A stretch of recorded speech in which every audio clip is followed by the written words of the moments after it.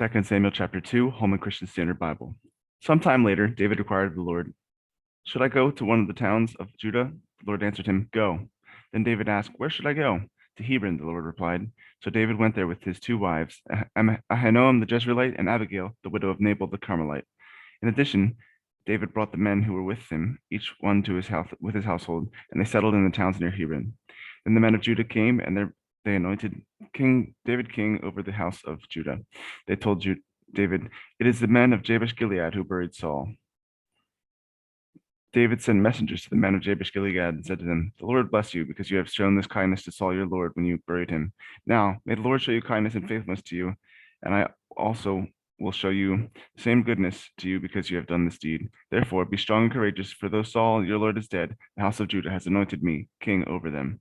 Abner, son of Ner, commander of Saul's army, took Saul's son Ishbosheth and moved him to Mahanaim. He made him king over Gilead, Asher, Jezreel, Ephraim, Benjamin, over all Israel. Saul's son Ishbosheth was 40 years old when he began his reign over Israel. He ruled for 2 years. The house of Judah, however, followed David. The length of time that David was king in Hebron over the house of Judah was 7 years and 6 months. Abner, son of Ner, and the soldiers of Ishbosheth, son of Shaul, marched out from Mahanaim to Gibeon. So Joab, son of Zeruiah, and David's soldiers marched out and met them by the pool of Gibeon. The two groups took up positions on opposite sides of the pool. Then Abner said to Joab, "Let's have the young men get up and compete in front of us." "Let them get up," Joab replied. So they got up and were counted off, 12 for Benjamin and Ishbosheth, son of Saul, and 12 from David's shoulders. Each man grabbed his opponent by the head and thrust his sword into his opponent's side, so that they all died together. So this place, which is in Gibeon, is named Field of Blades. The battle that day was extremely fierce, and Abner and the men of Israel were defeated by David's soldiers. 3 sons of Zeruiah were there: Joab, Abishai, and Asahel. Asahel was a fast runner, like one of the wild gazelles. He chased Abner and did not turn to the right or to the left in pursuit of him. Abner glanced back and said, "Is that you, Asahel?" "Yes, it is," Asahel replied. Abner said to him, "Turn to your right or left, seize one of the young soldiers, and take whatever you can from him."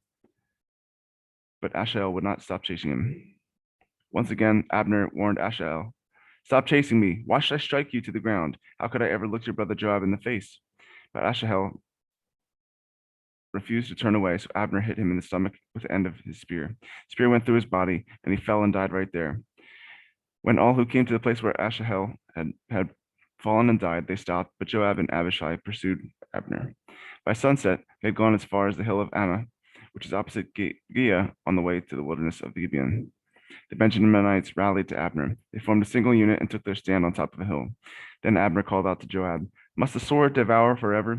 Don't you realize that this will only end in bitterness? How long before you tell the troops to stop pursuing their brothers?" "As God lives," Joab replied, "if you had not spoken up, the troops wouldn't have stopped pursuing their brothers until morning." Then Joab blew the ram's horn, and all the troops stopped. They no longer pursued Israel or continued to fight. So Abner and his men marched through the Arabah all that night. They crossed the Jordan, marched all morning and arrived at Mahanaim. When Joab had returned back from pursuing Abner, he gathered all the troops. In addition to Asahel, 19 of David's soldiers were missing, but they had killed 360 of the Benjaminites and Abner's men. Afterward, they carried Asahel to his father's tomb in Bethlehem and buried him. Then Joab and his men marched all night and reached Hebron at dawn.